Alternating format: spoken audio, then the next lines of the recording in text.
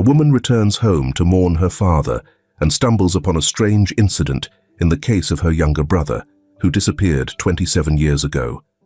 Little does she know that her hometown is buried with secrets and sins, not just of one person. Grief was not a dull ache or a slow, steady weight pressing on her chest. It was sharp, an unbearable, suffocating thing that clawed at her from the inside, a relentless reminder that she was alone. Utterly, irreversibly alone. Natalie Carter sat on the edge of her father's bed, the sheet still carrying his scent, and let the weight of it settle over her. First, her mother, 5 years ago, after a long battle with illness. Now her father, his body barely cold in the ground. And before them, Ethan, her little brother, stolen from the world at 12 years old, leaving nothing behind but an unsolved case and a family that unraveled in his absence. Now there was no one left. The house was hers, but it didn't feel like home. It was a tomb, filled with ghosts, whispers of laughter in the hallway, the scrape of her father's chair against the kitchen tile, the echo of her mother's voice calling them in for dinner. She could almost hear Ethan's sneakers slapping against the hardwood, could almost see him grinning at her, teasing her like he used to. But the house was silent now. Natalie stood, forcing herself to move, because standing still meant remembering, and remembering felt dangerous. She walked through the house slowly, fingers trailing over dusty picture frames, the wood worn smooth from years of touch. The wake had ended hours ago, but traces of it lingered. Cold coffee cups on the counter, the faint scent of fading perfume from old neighbors who had come, whispered their condolences and left as quickly as they could. No one wanted to talk about Ethan. No one ever did. She had hated that as a child, the way people pretended he had never existed. At 12, she had wanted to scream at them, forcing them to say his name. But time had buried Ethan deeper than any grave could. He wasn't just missing, he had been erased. She wandered into her father's study, seeking what exactly? Comfort, answers, maybe just something to anchor her to him, to keep the grief from hollowing her out completely. The room was untouched, a time capsule of his quiet, methodical life. His desk was still covered in neatly stacked papers, a row of pens lined up in perfect order. She had always found his precision infuriating as a child. Now it felt like a kind of safety, a reminder that he had been real. Her fingers grazed the spines of old books before stopping on a dusty leather album tucked into the corner of the shelf. Her breath hitched. She knew this album, family photos. A tremor ran through her fingers as she pulled it down, the leather cool and cracked beneath her touch. She carried it to the desk, swallowing the lump in her throat as she flipped through the first few pages. Pictures of birthdays, summer trips, and Christmas mornings. Then, June 1995. Her pulse slowed. The last photos of Ethan before he vanished. Her father had taken them, the morning he disappeared. She had seen these before, had studied them, memorized them, traced Ethan's smile with her fingertips more times than she could count. But as she turned the page, something stopped her cold. One picture, Ethan, Tommy and Lucas, standing with their bikes on the dirt path leading toward the woods. The morning light cast long shadows. The photo was taken by their father, and she remembered his enthusiasm for capturing the beautiful moments for everyone around him. It seemed like it was just yesterday. The children stood there, waving happily before leaving. Natalie reminded herself not to cry anymore, before her eyes would fall out from crying so much. But when looking closely at the photo in the side mirror of a parked car, a reflection, a man standing just beyond the tree line, watching them. That gaze seemed to be waiting for prey, even though the figure was faint. Natalie's skin went cold. She leaned in, squinting, her heart hammering. The figure was blurry, almost indistinct, but the posture, the way he stood, rigid and waiting. She flipped the page, looking for more photos from that day, but there were no others. Who was he? Her father had never mentioned anyone else being there.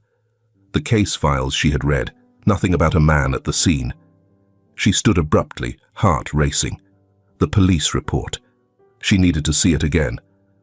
She dug through the boxes she had pulled from her father's closet, hands shaking as she pulled out a battered manila folder. The pages were yellowed with age, brittle at the corners, but she read through them carefully. Nothing. No mention of a witness. No mention of a parked car. It was as if he had never existed. She clenched the photo in her hand. Something had been erased. Something had been covered up. She had spent 27 years mourning Ethan, screaming into the silence, demanding answers no one would give her.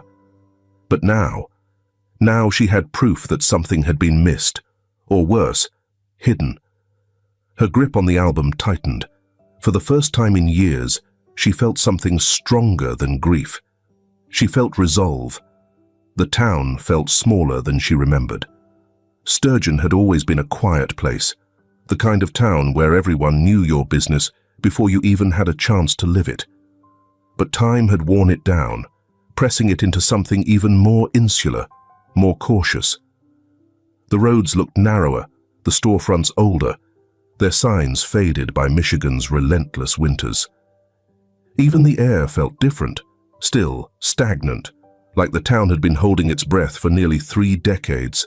Natalie walked slowly down Main Street, hands tucked into her coat pockets, watching people watch her. They recognized her. Of course they did. She had seen it at the funeral, the sidelong glances, the hushed murmurs. That's Natalie Carter, the sister. No one ever said Ethan's name out loud. She passed Miller's Gas and Convenience, its rusted fuel pumps standing like relics from another time. A teenage boy inside rang up a sale without looking up, a half-hearted ding from the register echoing into the street as an old man shuffled past her with a carton of milk. The grocery store was just ahead, its windows clouded with dust, the hand-painted Downing's Market sign swaying slightly in the breeze. She pushed the door open, the scent of old wood and dried herbs greeting her. Mrs. Downing stood behind the counter, counting bills with the same meticulous care Natalie remembered from childhood. Her hair had gone entirely white. Her frame was thinner, but her eyes were sharp as ever. "Natalie Carter," she said, without looking up. Natalie hesitated, fingers brushing against the cool metal of a shopping cart, before deciding she didn't need one. "Hi, Mrs. Downing. I was just passing through." The old woman nodded, but her hands slowed on the cash. "Heard about your father. I'm sorry." "Thank you." A pause. He loved this town." Mrs. Downing exhaled through her nose. "So did your mother. So did Ethan." There it was. Natalie swallowed. "Do you remember much about that summer? When Ethan—" The air shifted, just slightly. Mrs. Downing's shoulders stiffened. The steady rhythm of her counting stopped altogether.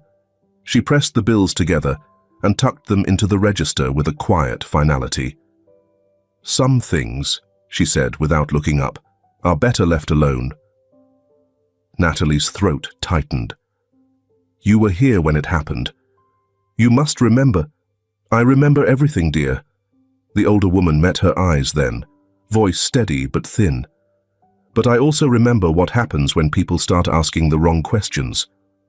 A silence stretched between them, thick and unmoving. Then, as if nothing had happened, Mrs. Downing turned, lifting a crate of apples onto the counter. The conversation was over.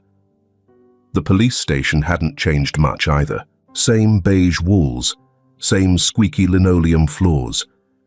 The receptionist at the front desk looked up, squinting at her name on the visitor log. "You said Carter." "Yes." Natalie pulled her coat tighter around herself. "I need to look at some old case files." The woman frowned. "What case?" Natalie hesitated. "Ethan Carter, my brother." The air changed again, the same way it had in the store. The receptionist shifted uncomfortably. "Hold on." She disappeared into the back office, leaving Natalie standing alone, listening to the hum of fluorescent lights. A few minutes later, a bored-looking deputy emerged, holding a thin manila folder. Too thin. "Sorry," he said, dropping it onto the counter. "Not much left." Natalie flipped through the pages, her stomach twisting. Half the documents were missing. Witness statements gone. Autopsy reports, never conducted. She scanned the last remaining report, her pulse spiking at a name. Raymond Holloway, lead investigator, case closed, 1995. Raymond Holloway's house sat at the edge of town, hidden behind tall trees and an overgrown yard, its windows clouded with grime. The once respected detective had vanished from public life after Ethan's case was closed. Some said he'd left town, others whispered he'd drunk himself into obscurity, but Natalie had found his address easily enough, almost too easily, as if the town hadn't even tried to hide it. She knocked. No answer. She knocked again, harder this time. The door creaked open just an inch, just enough for her to see a single bloodshot eye staring back at her. "Go away." Natalie's breath hitched. "Mr. Holloway, my name is... I know who you are." His voice was rough, thick with whiskey and thyme. "I need to talk to you about Ethan." The door slammed shut. She stepped back, stunned, staring at the peeling paint, at the way his hands had trembled just before the door closed. But it wasn't anger she'd seen in those eyes. It was guilt. The smell of old cigarettes and spilled beer clung to the walls of Miller's Tavern, a dimly lit bar at the far end of town. The neon sign outside buzzed, flickering between letters, as if it too had grown weary of this place. Natalie hesitated at the entrance. She had never stepped foot in here before, not even as a teenager sneaking glances at the town's rougher edges. Her father would have hated the thought of her here. But Jack Monroe hadn't exactly left her with options. She spotted him immediately. A man slouched in the farthest booth, shoulders curved inward, a half-empty glass of whiskey in front of him. His hair, once neatly combed in his newspaper column photo, had grown wild and uneven. He looked hollowed out, as if whatever fight he'd once had long since burned away. Natalie made her way over, her boots sticking slightly to the worn-out floorboards. "You're Jack Monroe?" He didn't look up. "If you're selling something, I'm not interested." "I'm not selling anything." She pulled out the photo from her father's album, sliding it across the table. "I need answers." That got his attention. Jack glanced at the picture, then at her. His eyes sharpened, recognition, hesitation, something close to resentment flickered through them. "You're Carter's girl." "Yes, I'm Natalie." Jack exhaled, rubbing his face. "Hell of a time to bring this up, don't you think?" He gestured around them, as if the flickering beer signs and aging drunks made the conversation inappropriate. "I didn't come here for small talk," she said. Jack rolled his eyes, but she caught it, the slight tightening of his jaw, the way his fingers tapped against the rim of his glass. He was uncomfortable. She pressed. "You wrote about my brother's case, then your article disappeared. Why?" Jack gave a dry chuckle. "Because this town has a long memory, Carter." He took another sip of whiskey, and an even longer silence. Natalie folded her arms. "That's not an answer." He sighed, drumming his fingers against the glass. The silence stretched between them before he finally spoke again, his voice lower now. "I had sources," he admitted. "People who told me the investigation wasn't handled right, witnesses who weren't questioned, statements that didn't match up.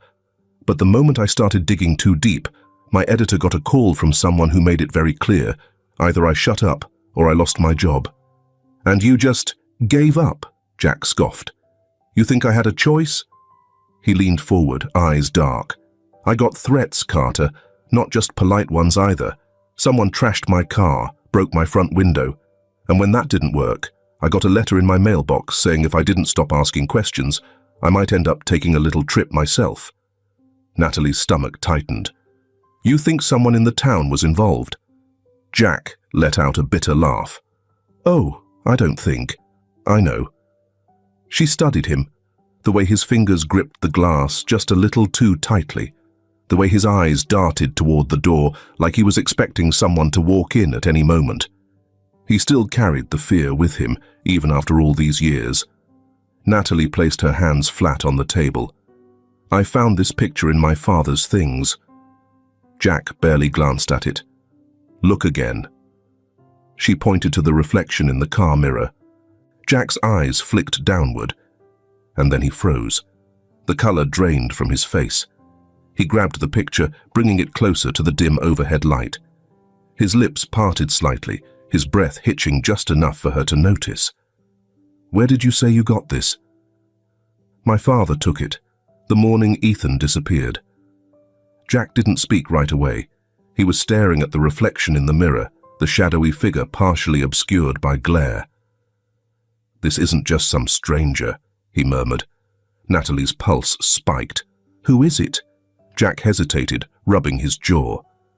"I don't know for sure, but I can tell you one thing. This man, he wasn't in the official police reports." A cold weight settled in Natalie's chest. That was exactly what she had feared.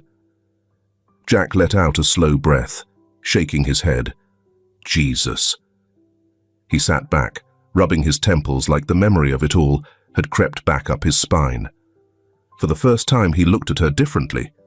Not as an annoyance, not as another Carter stirring up the past, but as someone who was just as tangled in this mess as he was. "Are you really sure you want to do this?" Jack asked finally, voice quieter, more careful. Natalie didn't hesitate. "Yes." Jack nodded slowly, as if making peace with something in his head. He finished his drink in one sharp swallow, then pushed the glass aside. "All right." He sighed, rubbing his hands over his face. "If we do this, we do it right. No half measures, no assumptions." Natalie's heart pounded. Jack Monroe, once silenced, once forced to turn his back on the truth, had just agreed to help her. For the first time in 27 years, someone was finally willing to talk. The library smelled of dust and aging paper, the kind of place where time settled in the corners, untouched and undisturbed. Jack had insisted on coming at night. "Less eyes," he had said. "Less ears." Natalie didn't argue. The archives were tucked away in a basement room, accessible only by an old key Jack had borrowed from a friend. The overhead light flickered as they stepped inside, casting long shadows across the rows of metal filing cabinets and wooden shelves buckling under decades of forgotten records. Jack exhaled, running a hand through his unkempt hair. "All right, let's see what they didn't want me to find." Natalie hesitated for only a second before stepping forward, her fingers grazing the spines of yellowed newspapers. Each page held the weight of a town that had long since decided to forget. She found the summer of '95, flipping through headlines that felt almost absurd in their detachment. Local fair sees record attendance. Council approves new stoplight on Main. Carter boy still missing. Investigation ongoing. That was it. No follow-ups, no urgency. Just one brief article before the case faded into the background. Jack muttered a curse under his breath. They scrubbed it. Natalie looked up. "What?" "My original article." He tapped the thin stack of pages in front of him. "I wrote a whole damn series on Ethan's disappearance. Every lead, every inconsistency, every gap in the official story. It should be here." He tossed a newspaper aside. "But it's not." She swallowed hard. "They erased it." Jack's jaw tightened. "Not just me." He held up another article, this one barely legible from overexposure to light, a sign of intentional fading. "Look at this. It's a quote from one of the witnesses, some guy who saw a car near the woods that morning." Natalie leaned in. "What happened to him?" Jack frowned. "No idea. His statement isn't in the police reports." Her fingers brushed over the ink, over words that should have meant something, but were now little more than whispers in a void. And then she saw it. A name. Ed Grayson. The drive to Ed's cabin was long, the trees lining the road gnarled and bare, reaching toward them like something out of a nightmare. Jack gripped the wheel tighter. I interviewed him once. Briefly. Natalie turned to him. And? Jack let out a humorless chuckle. He told me a story about a truck. A blue pickup parked near the trail that day. Said he saw someone sitting inside, just waiting. Natalie felt the hairs on her arms rise. And no one followed up? Jack shook his head. Cops ignored it. Said he was old, half senile. He glanced at her. The thing is, I believed him. The cabin emerged from the trees like a forgotten relic, its wooden frame dark with rot, the porch sagging under years of neglect. Smoke curled lazily from the chimney, but otherwise, it looked abandoned. Natalie and Jack stepped out of the car. Jack knocked once, then twice. A long pause. Then, the slow creak of wood as the door cracked open. Ed Grayson was thinner than she expected. His beard wild, eyes sharp, despite the weathered lines cutting through his face. He stared at them for a moment, before finally speaking. I wondered when someone would come back asking about that truck. Natalie stiffened. You remember? Ed let out a short laugh. I never forgot. Inside, the cabin was cluttered but warm, the scent of burning wood mingling with something older, something like dust and time. Ed leaned back in his chair, watching them carefully. You want to know about that day? Natalie nodded. Ed sighed, rubbing a hand over his face. I was out near the trail early that morning, checking for storm damage, and I saw it, an old blue pickup, parked just past the tree line. Jack leaned forward. Did you see who was driving it? Ed hesitated. Then, finally, yeah, I did. The silence that followed felt thick, heavy with something unspoken. Natalie's heart pounded. Who was it? Ed met her gaze, his voice quieter now. Daniel Brooks. She barely heard Jack curse under his breath. The name hit her like a punch to the gut. Daniel Brooks, the former police chief's brother. The man whose record had been wiped clean more times than anyone could count. Ed's fingers tapped against the arm of his chair. I told the cops. Told them exactly what I saw. You know what they told me? Jack answered for him. To forget it. Ed nodded slowly. The fire crackled between them, but Natalie barely noticed. Daniel Brooks. This wasn't just an accident. It had never been an accident. Natalie hadn't thought about that day in years.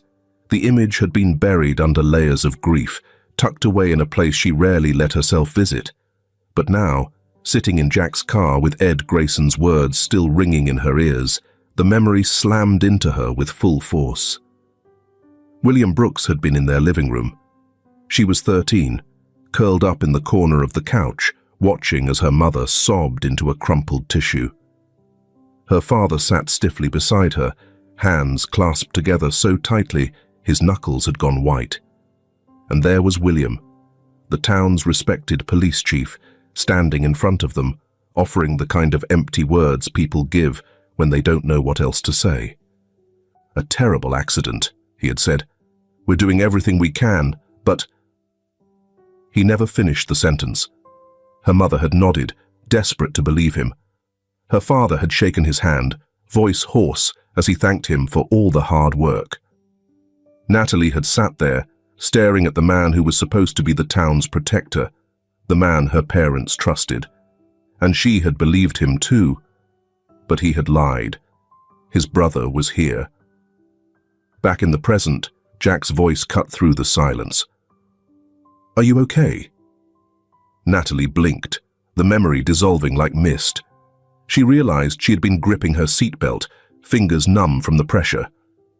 She forced a nod. Just thinking. Jack didn't push. Instead, he drummed his fingers against the steering wheel. If Daniel Brooks was there that day, we need to find out why. Natalie exhaled slowly. We start with his history. Jack's apartment was cluttered with half-opened notebooks, scattered newspaper clippings, and an overflowing ashtray despite the fact that he didn't smoke anymore.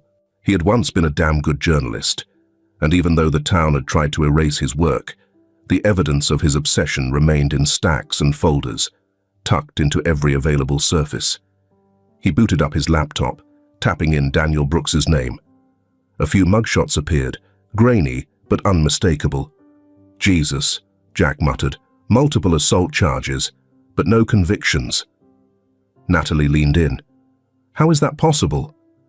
Jack clicked through the files. Because every charge was dropped, some cases never even made it to court. He scrolled further. Victims refused to testify, witnesses recanted, and look at this, all of it happened while William Brooks was police chief. Natalie's stomach turned. Jack rubbed a hand over his face. He was protected, every single time. She thought of Ed's story, the blue pickup truck. The man is waiting in the woods. Jack's voice was low. Ray Holloway is going to love this. They found Ray Holloway in the same place as before, behind his locked door, whiskey thick on his breath. Jack knocked harder this time. The door cracked open an inch. Ray's bloodshot eyes narrowed when he saw them. I told you. Jack didn't wait. He shoved a printout of Daniel's mugshot through the gap. Ray's expression shifted instantly. He stared at the paper like it was something rotten. His fingers trembled before he snatched it away, eyes flicking up to meet Natalie's. I knew it, he muttered. Natalie's pulse spiked. You suspected him? Ray hesitated, then let the door swing open wider. Get in.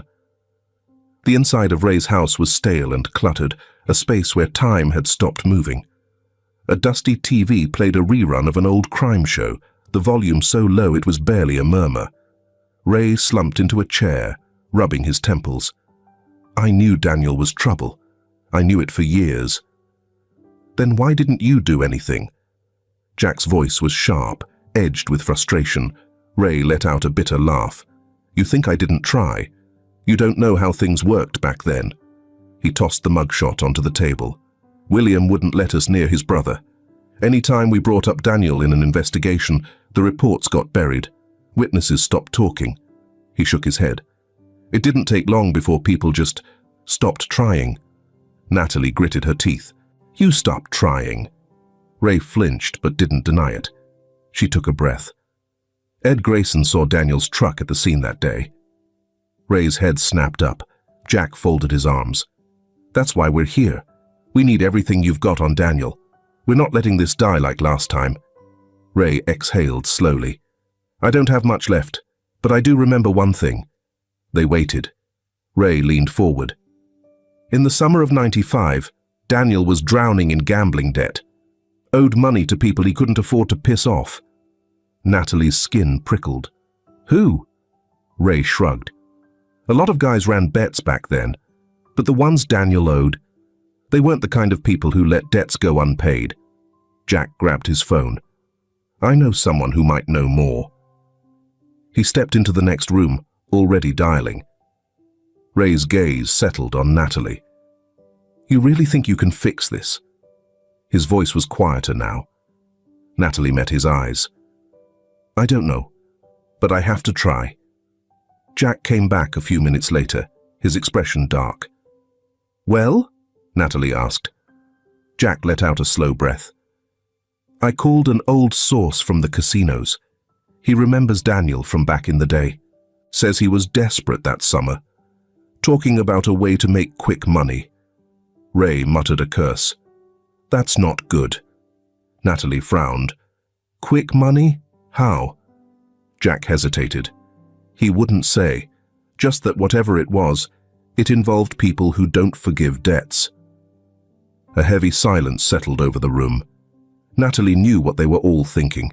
The easiest money in the world wasn't a bet. It was a deal, a trade. She swallowed hard. You think Daniel? Jack didn't let her finish. We need to find him. The first call came at 2:17 a.m. Natalie woke with a sharp inhale, the kind where your body senses something is wrong before your mind catches up. The motel room was dark, the glow from the street lamp outside casting long shadows through the thin curtains. The phone on the nightstand buzzed again. Unknown number. She let it ring. Then, silence. Then, a voicemail. Her pulse was heavy in her throat as she sat up, flipping the phone over in her hands before pressing play. At first, there was nothing. Just dead air, the kind of static that made the hairs on the back of her neck rise.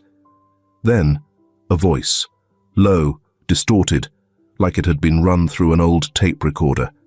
"You don't want to do this." Natalie's breath caught. The voice continued. "Let sleeping dogs lie, Miss Carter. You're digging up things meant to stay buried."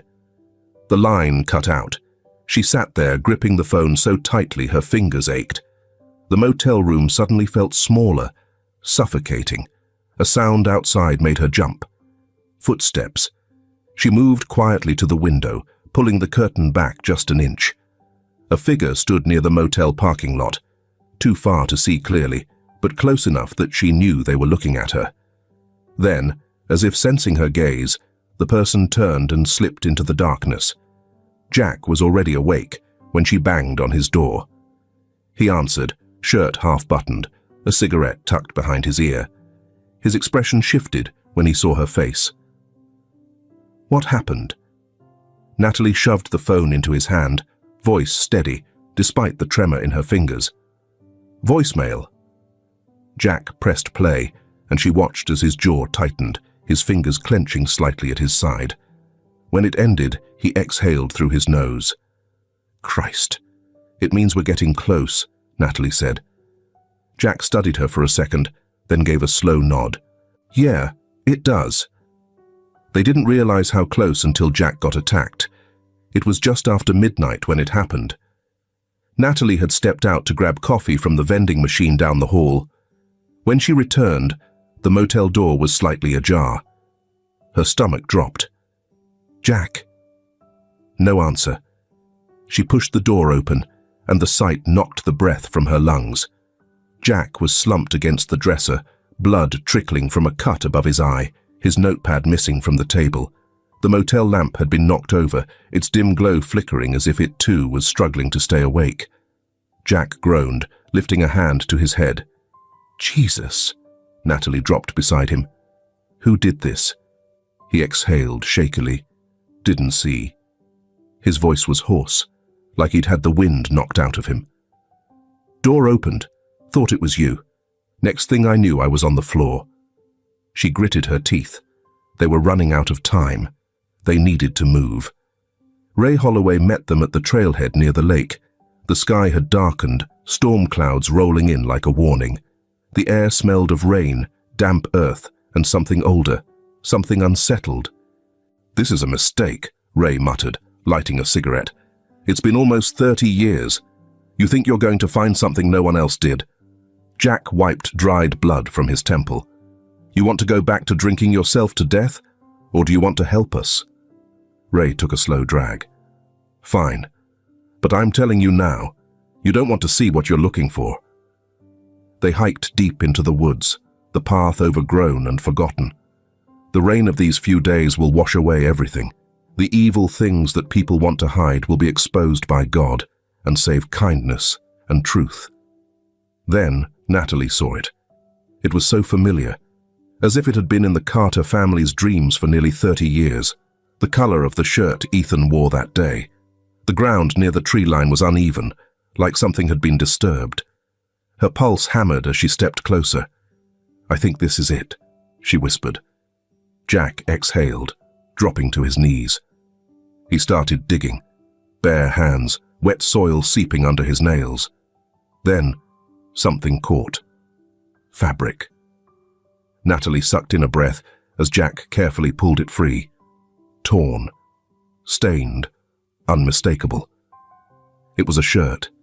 Ethan's shirt. And it was covered in dried blood. The storm broke overhead, thunder rolling through the trees. But Natalie barely heard it. Her whole world had just come undone. "Leave a comment. Cheese, if you're not a skimmer." Natalie collapsed to her knees, her breath ragged, her fingers digging into the damp earth as though she could hold herself together through sheer force of will. But it was impossible. Everything had unraveled. Ethan had been here. He had bled into this ground. He had never left these woods alive. Her shoulders shook as a deep, aching sob tore through her, the kind that came from years of grief, sharpened into something unbearable. The wind howled through the trees, rain starting to spit from the dark sky above, as if the earth itself was mourning with her. Jack hesitated before stepping closer, his voice low, careful. "Natalie." She squeezed her eyes shut, shaking her head. "No." Her breath came in broken gasps. "I should have." Her voice cracked, but she forced herself to keep speaking. "I should have looked sooner. I should have found this before my parents died." Jack knelt beside her, his eyes dark with something that wasn't quite pity, just understanding. Natalie's voice was raw. They spent their whole lives waiting for answers that never came. And now, she let out a sharp, bitter breath. Now, they're gone. And Ethan is... Her gaze dropped to the torn fabric in Jack's hands, the blood, Ethan's blood, staining the worn material. "I was supposed to protect him," she whispered. "I was his big sister. I promised."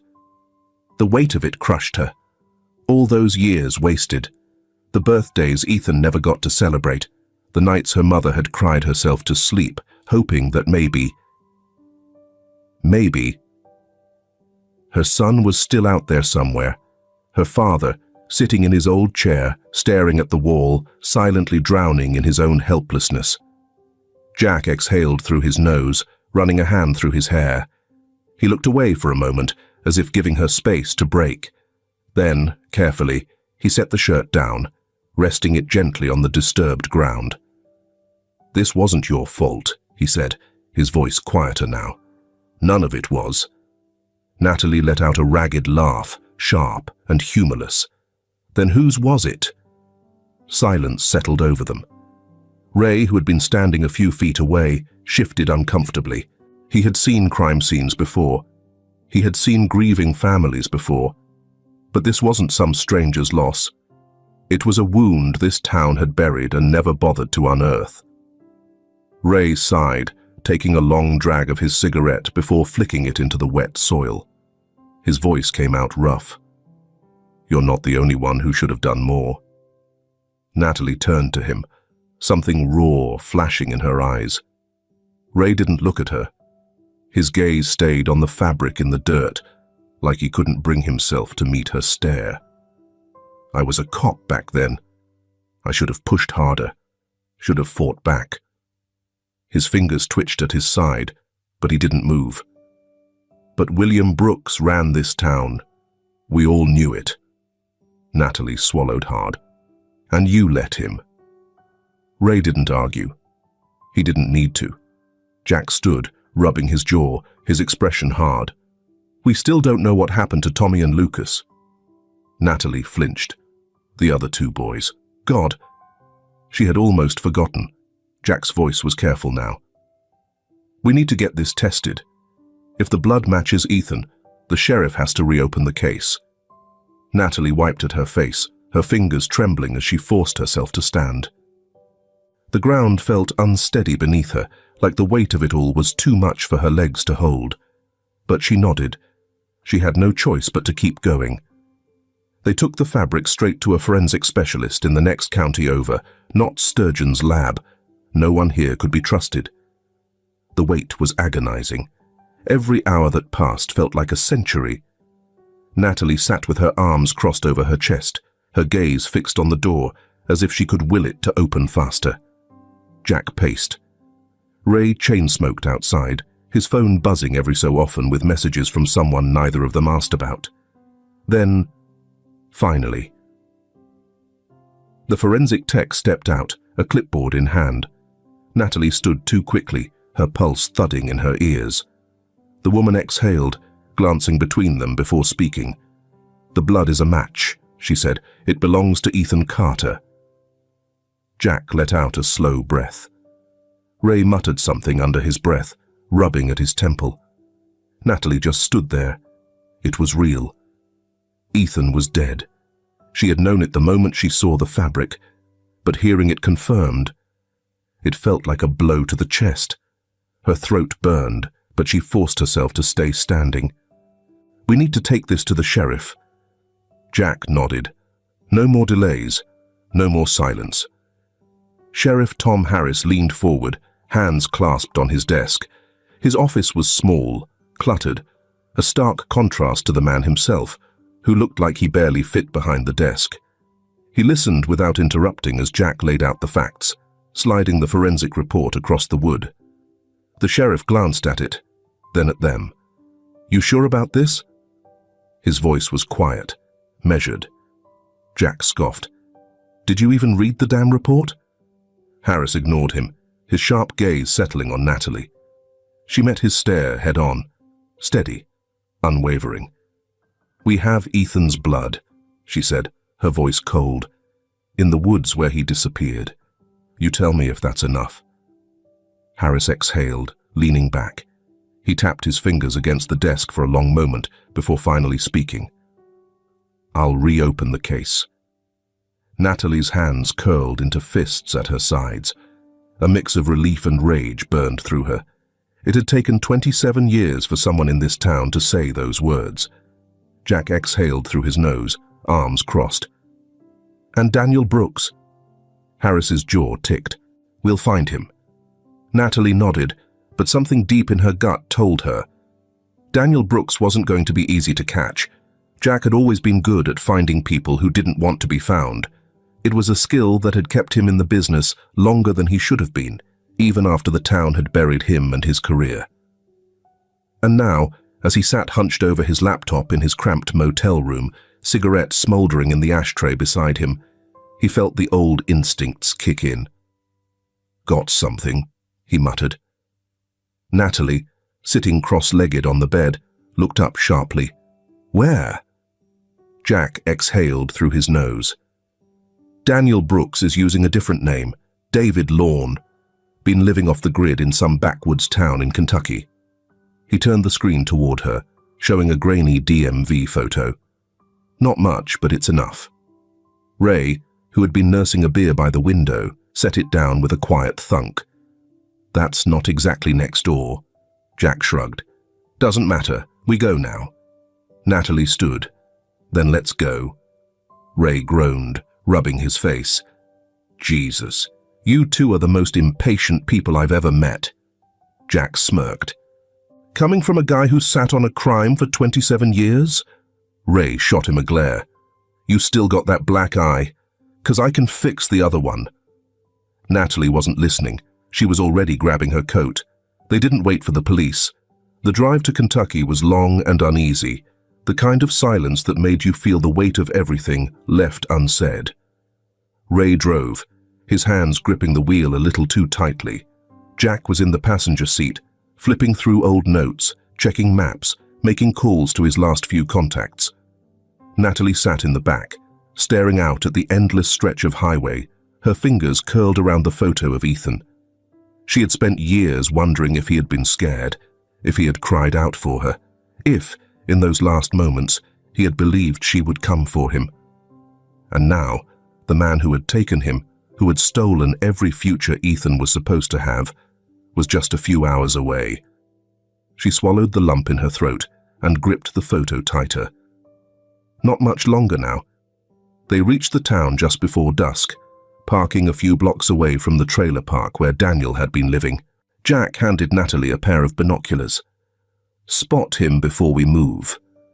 She pressed them to her eyes, scanning the row of rusted trailers, their windows boarded up or covered with sheets. Then, movement. A man stepped onto a sagging porch, lighting a cigarette with shaking fingers. Daniel Brooks. Natalie's stomach twisted. He was thinner than she remembered from old mugshots, his once broad shoulders now hunched, his face lined with age and something else. Paranoia. "He knows someone's coming," Jack muttered, watching him. "Look at him. He's nervous." Ray nodded. "Guilt does that."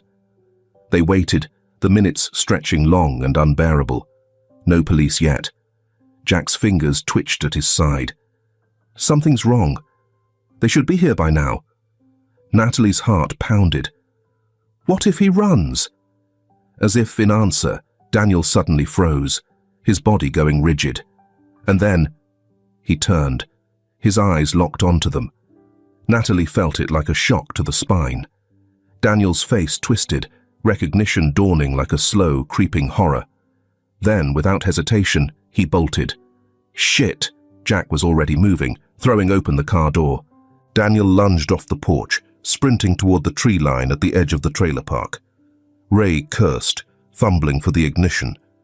But before anyone could react, the sirens came. Bright, blinding blue and red lights flooded the street, tires screeching against pavement as squad cars swarmed the lot. Daniel skidded to a stop. Trapped, officers spilled out, guns drawn. Hands where we can see them! For a moment, it looked like Daniel might run anyway, might throw himself into the trees, into the unknown. But then, his shoulders sagged. Slowly, he raised his hands. An officer tackled him to the ground, knees pressing into his back. He yelled something, but Natalie couldn't hear over the roaring in her ears. She stepped forward, her breath coming in shallow bursts. Daniel looked up at her, and for the first time, she saw something in his eyes. Not anger, not defiance, shame, or maybe it was fear. He looked away before she could tell which. As they hauled him into the back of the squad car, Natalie exhaled. This wasn't over, but it was finally beginning. The interrogation room smelled of stale sweat and desperation. Daniel Brooks sat hunched over the metal table, hands cuffed, fingers twitching, his knee bouncing under the table. The overhead light was harsh, casting sharp shadows that made the hollows of his face even deeper. For the first hour, he had said nothing. Tom Harris leaned forward, elbows resting on the table, his voice level. You know why you're here, Daniel. Daniel exhaled through his nose, staring at the scuffed surface in front of him. Ray, standing near the door, folded his arms. This is your chance. You don't talk now. It's only going to get worse. Nothing. Jack stood behind the two-way mirror, watching. His notepad was open, but he hadn't written a single word. Natalie stood beside him, arms crossed so tightly it was a wonder she hadn't cut off circulation. Daniel looked different now, stripped of his escape, stripped of the shadows he had hidden in for decades. There was no trailer to run to, no brother to cover for him. Just the truth. And the truth was waiting. Tom sighed, sliding something across the table. Ethan's torn shirt. Daniel's whole body went rigid.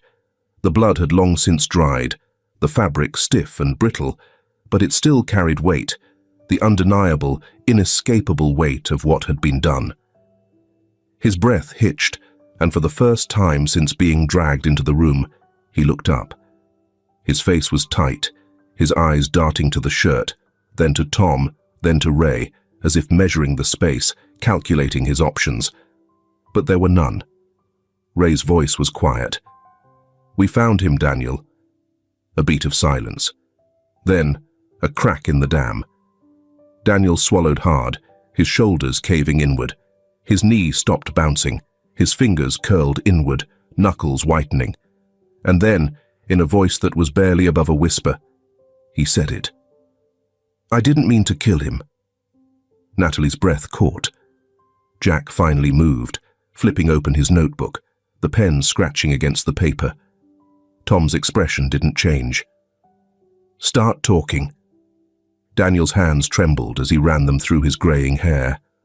I was in debt, he muttered. His voice was hoarse, thick with something between exhaustion and fear. Owed money to the wrong people, couldn't pay it back. He exhaled shakily, pressing his palms to his face. I needed a way out, fast. Tom's voice was careful. What did you do, Daniel? Daniel winced, as if the weight of the words had already broken him. He opened his mouth, closed it, then started again. There was a guy, he rasped. A contact through the gambling circuit. Told me there were Buyers. His hands clenched into fists. People who paid a lot for kids. The room stilled. Natalie's nails dug into her arms. Her stomach lurched. Daniel let out a shuddering breath. I wasn't going to hurt them. I just needed money. Needed a way out. Ray's voice was like gravel. You kidnapped 3 boys. Daniel's face twisted. They weren't supposed to fight back. Jack let out a slow, measured breath from the other side of the glass. Daniel's voice cracked. Ethan, he wasn't supposed to... He shook his head violently, as if trying to shake the memory away. He panicked. He fought harder than the others. His voice faltered. Natalie's vision blurred with hot, uncontrollable rage. I had a sedative, Daniel continued. Wasn't supposed to kill him. Just knock them out long enough to get them where they needed to go. His fingers dug into his scalp, his face contorted in something ugly. But Ethan, he swallowed thickly. He had a weak heart. Natalie's stomach plummeted. She had known about Ethan's heart condition and had grown up watching her parents monitor him, take extra precautions, and keep him from overexerting himself. He had never stood a chance. Daniel let out a choked sound. He stopped breathing. His face twisted, eyes red. I didn't know what to do. Ray's voice was tight. So you called your brother? Daniel let out a bitter, broken laugh. I didn't have a choice. Tom's expression didn't change. What did he say? Daniel swallowed. Told me to get rid of the body. Silence. Jack's pen scratched across the page, recording every damning word. Daniel let out another hollow breath. Tommy and Lucas were still out cold. He told me to go through with the deal. His voice wavered. So I did. The temperature in the room dropped. Tom's jaw clenched. You sold 2 kids. Daniel didn't respond, because there was nothing to say. Natalie couldn't breathe. This was it. This was the moment that had haunted her for 27 years. Ethan had died in the back of a stranger's car, alone, terrified, and drugged. And Tommy and Lucas, their fates had been even worse. Natalie's chest tightened. The walls were too close. She turned sharply, pushing through the door, the weight of it crashing over her. The hallway was dim and empty, but she could still hear him, his voice, his excuses, his pathetic rationalizations. She wanted to tear the walls down, to burn everything to the ground. Jack came after her, his footsteps quick but careful. Natalie. She whirled around, eyes blazing. I need to see him. Jack exhaled through his nose. That's a bad idea.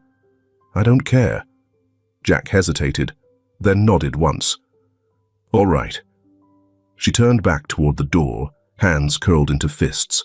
But before she could move, an officer came rushing down the hall, his face pale. Sheriff Harris. The man's breath was uneven. It's Brooks. Tom turned from the interrogation room, eyes narrowing. What about him? The officer swallowed hard. William Brooks is missing. William Brooks had disappeared before the ink on Daniel's confession was even dry. By the time the police stormed his house, it was empty. The front door was unlocked, the floors covered in footprints from officers moving in and out. His wallet, keys and phone were still on the kitchen counter, but his gun and a duffel bag were gone. Sheriff Tom Harris stood in the middle of the house, his hands on his hips, surveying the scene with a grim expression. He didn't run, Harris muttered, shaking his head. He's hiding. Jack, leaning against the doorway, flipped through his notes. Or planning something. Natalie stood in the corner, arms crossed, her nails digging into her palms. She wasn't sure which was worse. The town turned on itself overnight. Rumors spread fast. Some people refusing to believe that William Brooks had covered up a child's murder, others claiming they had always known something was off. By morning, a warrant was issued for his arrest, but William had always been one step ahead. The house was wiped clean. No laptop, no files, no handwritten notes. The only thing left behind was a family portrait from 2 decades ago, still hanging above the fireplace. A man who wanted to disappear wouldn't have left something like that, which meant he was still close. Natalie didn't care where he was, not yet. Natalie had never seen the town like this before. For years, Sturgeon had been a place of silence, of unspoken grief and buried truths. But now, it was cracking open, its long-held secrets spilling into the streets. The morning after Daniel's confession, the news had spread like wildfire. The people of Sturgeon had lived with this mystery for 27 years, whispering theories behind closed doors, lowering their voices whenever the Carter name was spoken. But now, there was no need for whispers. The truth had been dragged into the daylight, raw and undeniable. William Brooks, the man so many had trusted, had been protecting his brother. And now, he was gone. Some believed it was proof of his guilt. Others, clinging desperately to the past, insisted there had to be a mistake. But no one could deny what had happened to Ethan. And for the first time since that awful summer in 1995, the town was grieving with her. When Natalie woke that morning, the first thing she saw was the basket on her doorstep. It wasn't the only one. As she stepped onto the porch, her breath caught in her throat. Flowers, still damp with morning dew, had been placed carefully near the front steps.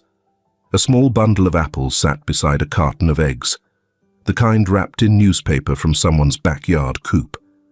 Someone had left a loaf of fresh bread, still warm. There were no notes, no names, just quiet offerings, acts of care that needed no explanation. Her fingers trembled as she picked up an apple, turning it over in her hands. These people had nothing to do with Ethan's death, but they had carried the weight of his absence too. For years, they had lowered their eyes, stepped around the subject, and buried their suspicions. But now, they were here, not with apologies, but with kindness. Her throat burned as she set the apple back down, blinking against the weight pressing against her chest. She hadn't expected this. She hadn't expected anything at all. Jack stood beside her, hands in his pockets, watching her carefully. He didn't say anything. He didn't need to. After a long moment, Natalie exhaled, stepping back inside. "We need to go." Jack nodded. "Yeah." They still had work to do. The graveyard was silent when they arrived, the morning sun casting long shadows over the uneven ground. Natalie hesitated before stepping forward. Ethan's grave had always been a hollow thing, a headstone without a body, a monument to uncertainty. But now, it was a grave. Her legs felt heavy as she walked, the grass cool beneath her steps. She stood before it, her fingers curling into fists. She had imagined this moment for so many years. She had dreamed of standing here with answers, of telling Ethan that she had finally found the truth. But now that she was here, she didn't know what to say. Jack and Ray stood behind her, their presence steady but unintrusive. She swallowed against the lump in her throat, her voice barely above a whisper. "I found you." Her breath shuddered. "I should have done it sooner." Her hands trembled as she reached out, tracing his name on the cold stone, a name that had become a ghost. "You waited for so long," she whispered, "and I left you here." Her chest ached, her heartbeat thudding in her ears. Jack shifted beside her. "You didn't leave him." Natalie exhaled sharply, closing her eyes. For years, she had blamed herself, for leaving town, for moving on, for surviving. But Ethan had never been forgotten, not by her, not by her parents, not by the town that had, in its own broken way, mourned him. Her voice was steadier when she spoke again. "We have Ethan's truth." She turned, meeting Jack's gaze. "But we still don't have Tommy or Lucas." Jack nodded, grim determination settling into his features. "Then that's where we go next." Ray let out a slow breath, rubbing his temple. "You two don't know how to quit, do you?" Natalie almost smiled. "No," Ray huffed, shaking his head. "All right, then let's find the bastards who took them." As they walked back toward the car, a strange feeling settled in Natalie's chest, like something was watching. She stopped. Her gaze drifted beyond the iron fence, past the rows of headstones, and then she saw it. A car, dark, unmoving, waiting. A shadow behind the wheel, watching from a distance. Her stomach tightened, and then, as if sensing her attention, the engine hummed to life. The car rolled away, disappearing down the road. Natalie exhaled, her pulse pounding. Jack followed her gaze. "Think that was him?" Natalie didn't answer, because she already knew. William Brooks was still out there, and he wasn't finished running. The town of Sturgeon was waking up, but it was not the same town it had been before. The truth had cracked something open, and now there was no closing it back up. For years, people had kept their heads down, avoided the Carter family's tragedy like an uncomfortable stain they didn't know how to clean. But with William Brooks on the run, no one could pretend anymore. The morning was grey and quiet, the weight of revelation still settling over Sturgeon like a fog. But there was movement. For the first time in 27 years, people were talking, not in hushed whispers, not in avoidance, in reckoning. Natalie barely slept. Her mind was a storm of memories and possibilities, of the past she had uncovered and the future she had to chase. By dawn, she was already at Jack's motel room, knocking sharply.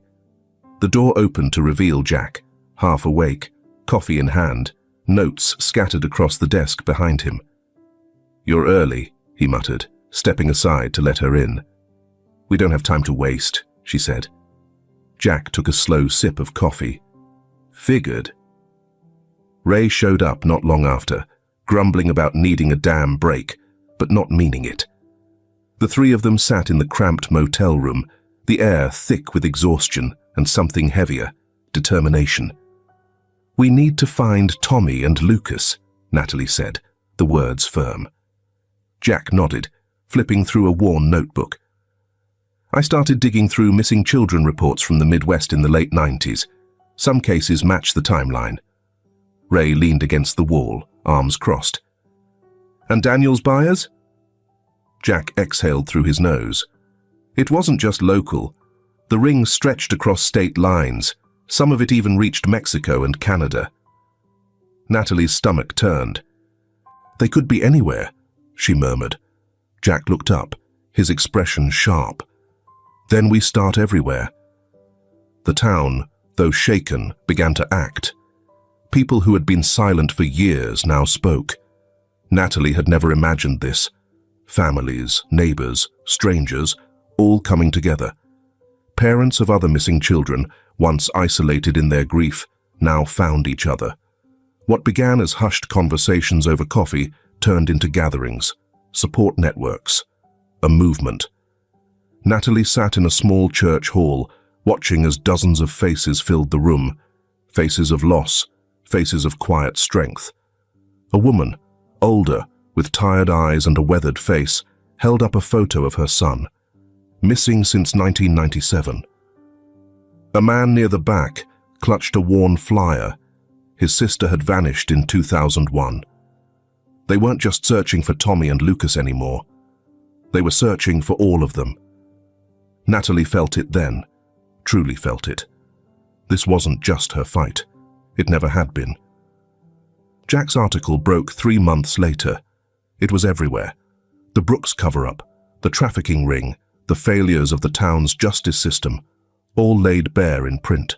It reignited national attention, pulling in investigators, reporters, the kind of pressure that forced action. Natalie sat at her kitchen table, a newspaper spread in front of her, Jack's byline bold across the page. It felt surreal, but it wasn't over. Not even close. And then, the calls started coming in, from social workers who had seen faces that seemed too familiar, from truck stop employees who had memories of scared kids passing through, from foster parents, ex-cops, people who had spent years wondering if the child they once saw had ever made it home. Some were dead ends, some were not. Jack's phone buzzed. He answered, listened, and his face changed. When he hung up, his voice was quiet, but electric, with something dangerous and sharp. "We've got a lead," Natalie exhaled slowly, and then she stood. "Then we go." If this film touches your heart, leave your mark with a like, and don't forget to subscribe to our channel to explore more meaningful stories with us. And if you enjoyed this story, please share it with your friends on WhatsApp. And now, share your feelings with us and tell us your own stories. Every word you share is a building block that helps create our strong and enduring community. Together, we'll create a warm space where everyone can share and connect. Finally, don't miss the incredible stories coming your way soon. We're always here to bring you the best selections, full of deep values yet entertaining.